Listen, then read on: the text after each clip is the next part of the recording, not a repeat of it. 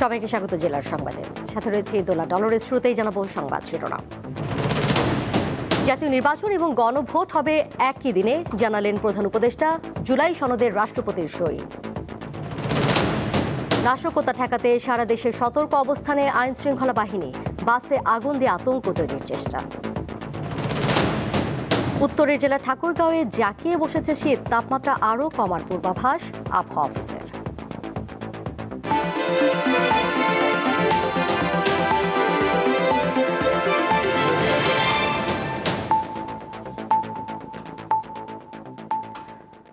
আগামী বছরের ফেব্রুয়ারিতে একই দিন জাতীয় সংসদ নির্বাচন ও জুলাই সনদ নিয়ে গণভোট হবে। আজ জাতির উদ্দেশ্যে ভাষণে এই কথা জানিয়েছেন প্রধান উপদেষ্টা অধ্যাপক ডক্টর মোহাম্মদ ইউনূস। ভাষণের পর জুলাই সনদ বাস্তবায়নের আদেশ অনুমোদন দেয় উপদেষ্টা পরিষদ।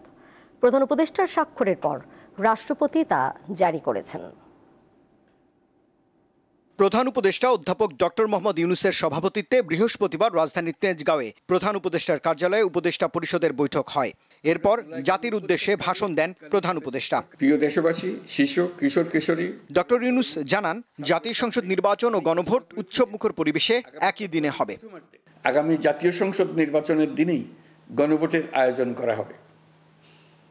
অর্থাৎ জাতীয় নির্বাচনের মতো গণভোটও ফেব্রুয়ারির প্রথমার্ধে একই দিনে অনুষ্ঠিত হবে। এতে সংস্কারের লক্ষ্য কোনোভাবে বাধাগ্রস্ত হবে না। নির্বাচন আরও উৎসবমুখর ও সাশ্রয়ী হবে। তিনি জানান, জুলাই সনদের আলোকে গণভোটের ব্যালটের প্রশ্ন নির্ধারণ করা হয়েছে। 4টি বিষয়ের উপর একটি প্রশ্নে হ্যাঁ বা না ভোট দেবে জনগণ।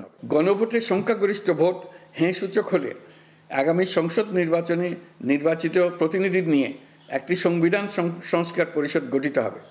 এই প্রতিনিধিগণ একই সাথে জাতীয় সংসদের সদস্য হিসেবে দায়িত্ব পালন করবেন। পরিষদ তার প্রথম অধিবেশন শুরুর তারিখ হতে 180 কার্যদিবসের মধ্যে সংবিধান সংস্কার করবে। এদিকে উপদেষ্টা পরিষদ জুলাই জাতীয় সনদ বাস্তবায়নের আদেশে অনুমোদনের পর তাতে স্বাক্ষর করেছেন প্রধান উপদেষ্টা। এরপর রাষ্ট্রপতি মোহাম্মদ শাহাবুদ্দিন তা জারি করেন। এর মাধ্যমে আমরা নতুন বাংলাদেশে প্রবেশ করি। রুবায়েত হাসান, দীপ্ত সংবাদ, ঢাকা। শেখ হাসিনার বিরুদ্ধে মানবতা বিরোধী অপরাধ মামলার রায়ের তারিখ ঘোষণাকে কেন্দ্র করে একটি রাজনৈতিক দলের কর্মসূচি ঘিরে রাজধানী সহ সারা দেশে কঠোর অবস্থানে রয়েছে আইন শৃঙ্খলা বাহিনী।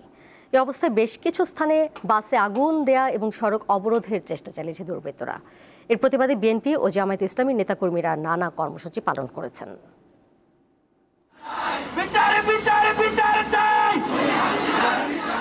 বৃহস্পতিবার সকাল থেকে ঢাকা আরিচা এবং নবীনগর চন্দ্রা মহাসড়কের বিভিন্ন পয়েন্টে বিক্ষোভ মিছিল ও অবস্থান কর্মসূচি পালন করেছে বিএনপি, জামায়াত ও এনসিপি নেতাকর্মীরা। ঢাকার প্রবেশ পথ আমিনবাজারে অতিরিক্ত পুলিশ, র্যাব ও গোয়েন্দা সংস্থার সদস্যরা মোতায়েন রয়েছেন। বিভিন্ন গুরুত্বপূর্ণ পয়েন্টে বসানো হয়েছে তল্লাশি চৌকি এবং বাড়ানো হয়েছে গোয়েন্দা নজরদারি। বুধবার রাতে সাভার ও আশুলিয়ার বিভিন্ন এলাকায় অভিযান চালিয়ে অন্তত 11 জনকে আটক করেছে আশুলিয়া থানা পুলিশ। ঢাকা টাঙ্গাইল মহাসড়কে একটি যাত্রীবাহী বাসে আগুন দিয়েছে দুর্বৃত্তরা। বুধবার রাত 12টার দিকে বাসাইলের বাইখোলা এলাকায় বাংলা স্টার পরিবহনের বাসে আগুন দেয় তারা। গাজীপুর সদর উপজেলার ঢাকা ময়মনসিংহ মহাসড়কের ফিনিক্স হেচারির পাশ থেকে 3 ছাত্রলীগ নেতাকে পেট্রোল বোমা সহ আটক করা হয়েছে। নারায়ণগঞ্জের বিভিন্ন স্থানে চেকপোস্ট বসিয়ে বিভিন্ন যানবাহন এবং সন্দেহভাজনদের তল্লাশি করছে আইনশৃঙ্খলা বাহিনী। বুধবার রাতে ব্রাহ্মণবাড়িয়ার রেল লাইন ও মহাসড়কের পাশে বেশ কয়েকটি স্থানে আগুন জ্বালিয়ে বিক্ষোভ করে আওয়ামী লীগ সমর্থকরা। এতে চট্টগ্রামবাহী তুর্নার নিশিথা ও বিজয় এক্সপ্রেস ট্রেনটি ব্রাহ্মণবাড়িয়া রেলওয়ে স্টেশনে আধা ঘন্টা আটকে পড়ে। মাদারীপুর ও শরীয়তপুরের বিভিন্ন জায়গায় সকালে গাছ ফেলে ও টায়ার জ্বালিয়ে ব্যারিকেড দেয় আওয়ামী লীগ নেতাকর্মীরা। ফরিদপুরের ভাঙ্গায় মহাসড়কে টায়ার জ্বালিয়ে সড়ক অবরোধ করে আওয়ামী লীগ সমর্থকরা। সকাল 7:30টার দিকে শত শত মানুষ মহাসড়ক অবরোধ করে বিক্ষোভ করে। সকাল থেকে প্রায় 2 ঘন্টা ফরিদপুর থেকে বরিশাল মহাসড়কে যান চলাচল বন্ধ ছিল। কামরুন নাহার, দীপ্ত, বার্তা কক্ষ। এ পর্যায়ে বরিশাল এবং সাভারের এখনকার পরিস্থিতি নিয়ে জানবো সহকর্মীদের কাছ থেকে। আমাদের সঙ্গে যুক্ত রয়েছেন বরিশাল থেকে মর্তুজা জুয়েল এবং সাভার থেকে এম এ হালিম। প্রথমে যাচ্ছি মর্তুজা জুয়েলের কাছে। জুয়েল, বরিশালে এখন কি পরিস্থিতি দেখতে পাচ্ছেন জানাবেন। গুরুত্বপূর্ণ পয়েন্টগুলোতে নিরাপত্তা কতটা জোরদার রয়েছে?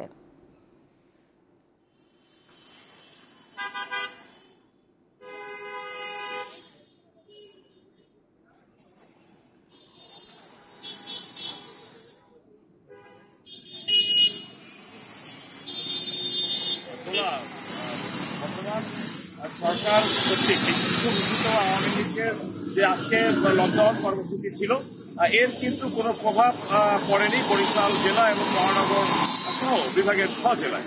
ভোর থেকে আমরা যে সংবাদগুলো পেয়েছি যে প্রতিটি জেলা এবং উপজেলা সদর থেকে ভোর থেকে অভ্যন্তরীণ এবং দূরপাল্লা রুটের সড়ক ও নৌ যোগাযোগ স্বাভাবিক ছিল।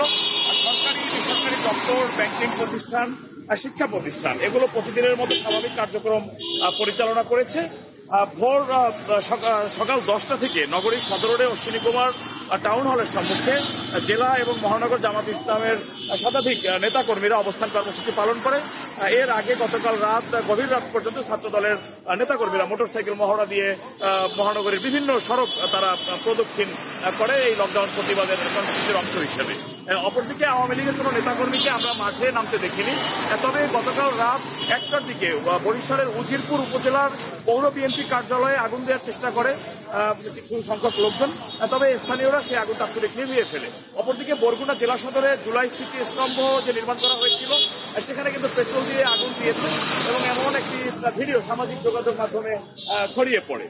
এর বাইরে বরিশাল মেট্রোপলিটন পুলিশ, র্যাব সহ অন্যান্য আইন শৃঙ্খলা রক্ষাকারী বাহিনী তারা ভোর থেকে মাঠে ছিল। বিশেষ করে মহানগর পুলিশ তারা কিন্তু মোটরসাইকেল এবং পিকআপের মহড়া দিয়েছে। তবে এখন পর্যন্ত কোনো ধরনের সহিংসতা কিংবা নাশকতার ঘটনায় জড়িত এরকম কাউকে কিন্তু গ্রেপ্তার করেনি জেলা কিংবা মহানগর পুলিশ। পরিস্থিতি এখানকার স্বাভাবিক রয়েছে, জনজীবন স্বাভাবিক রয়েছে। এ ছিল দোলা বরিশালের আজকের এই কর্মসূচির প্রভাব। দর্শক আপনারা যারা আমাদের দেখতে পাচ্ছেন, আমরা এই মুহূর্তে চলে যাচ্ছি সাভারে। সেখানে আমাদের সহকর্মী আব্দুল হালিম রয়েছেন।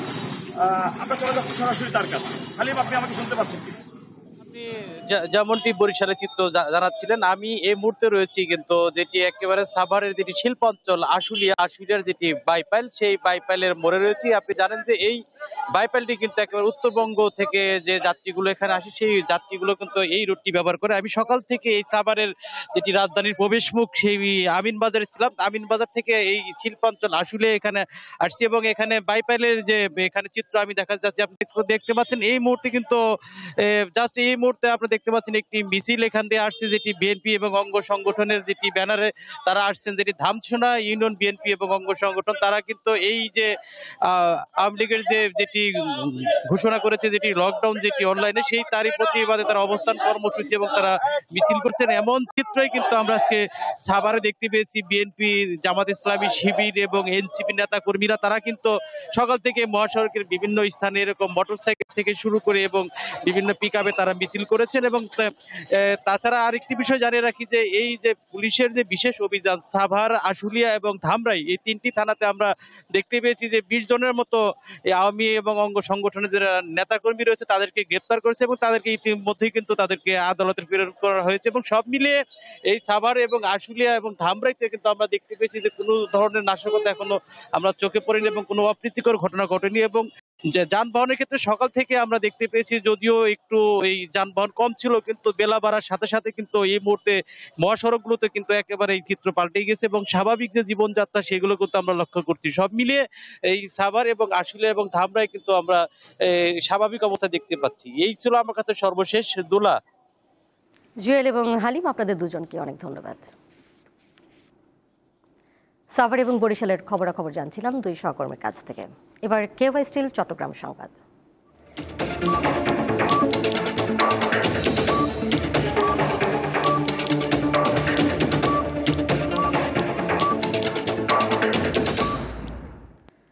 চট্টগ্রামের বাঁশখালী উপজেলার নতুন বাজার এলাকায় অভিযান চালিয়ে সন্ত্রাসী মনসুর বাহিনীর 5 সদস্যকে আটক করেছে কোস্টগার্ড।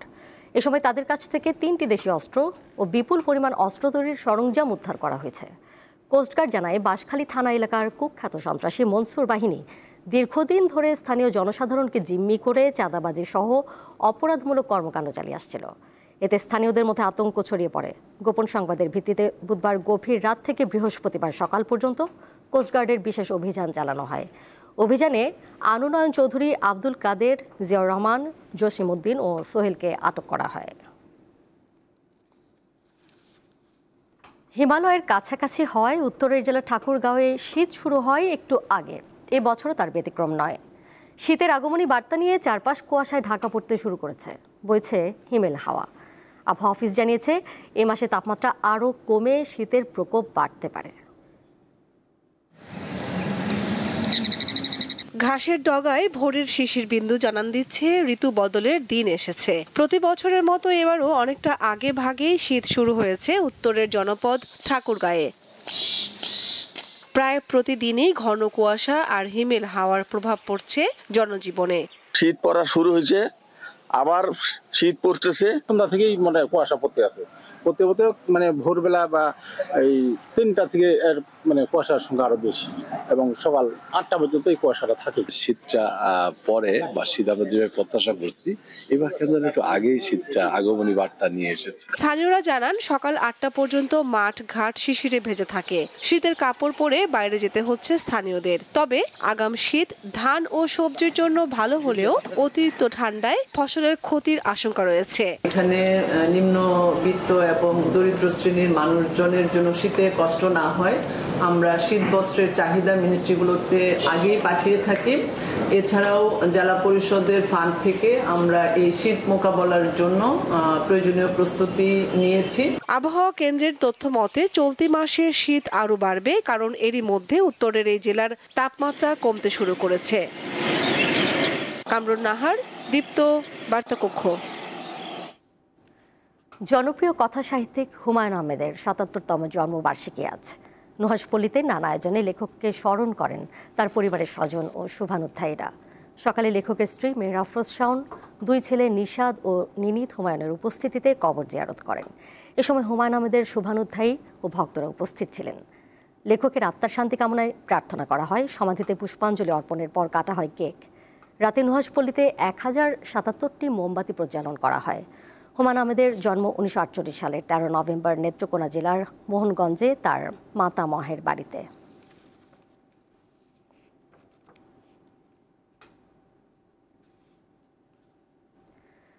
সীমান্ত এলাকায় পৃথক অভিযানে প্রায় 1,31,00,000 টাকার চোরাচালানের মালামাল জব্দ করেছে বিজিবি।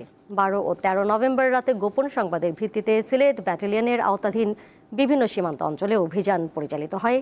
এ সময় ভারতীয় জিরা, ক্রিম, পন্স ফেসওয়াশ, মেহেদি, কিটক্যাট চকলেট, চিনি, গরু, সুপারি, কম্বল সহ বিপুল পরিমাণ পণ্য আটক করা হয়। একই সঙ্গে বাংলাদেশ থেকে পাচারকারী শিং মাছ ও অবৈধভাবে বালু উত্তোলন করা একটি নৌকাও জব্দ করে বিজিবি। এছাড়া ব্যাটালিয়ন সদরের বিশেষ একটি টহল দল সেনাবাহিনীর সহায়তায় সিলেটের জৈন্তাপুর উপজেলার চিকনাগুল এলাকায় অভিযান চালিয়ে ভারতীয় পেঁয়াজ সহ 3টি গাড়ি আটক করে। বিজিবির সংবাদ সম্মেলনে জানানো হয় অভিযানে জব্দ করা মালামালের আনুমানিক মূল্য 1,31,00,000 টাকারও বেশি।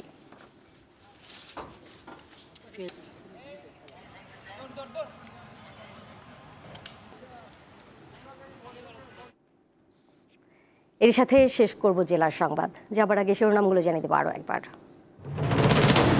জাতীয় নির্বাচন এবং গণভোট হবে একই দিনে, জানালেন প্রধান উপদেষ্টা। জুলাই সনদের রাষ্ট্রপতির সই।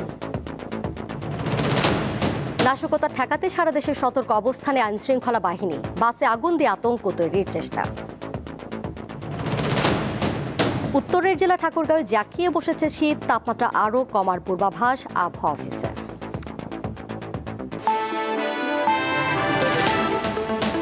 এই ছিল এখনকার মতো।